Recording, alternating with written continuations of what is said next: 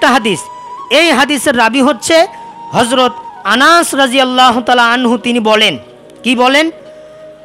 আউয়ালু মা ইউহাসিব, আউয়াল সর্বপ্রথম, মা ইউহাসিব হিসাব আল্লাহ পাক কিয়ামতের ময়দানে নেবেন। কি হিসাব নেবেন? বিহিল আব্দু, বান্দাদের কাছ থেকে, ইয়াউমাল কিয়ামাহ as-সালাহ, সালাতের হিসাব প্রথম হবে।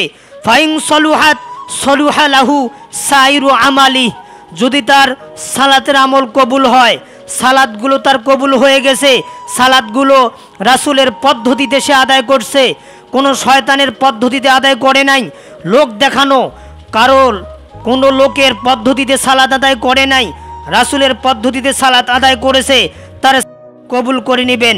ওয়াইং ফাসাদাত ফাসাদা সাইরু আমালু, যদি সালাতগুলো কবুল না হয়, আল্লাহ পাক যদি সালাত কবুল না করেন, তাহলে কিয়ামতের মাঠে তার কোনো আমল আল্লাহ পাক রব্বুল আলামিন কবুল করবেন না।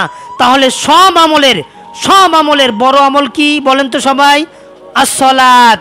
সালাত যদি কারো না থাকে, গত জুমায় বলছিলাম, আপনার সালাত নাই আপনি মুসলমান না, আপনার সালাত আছে আপনি মুসলমান।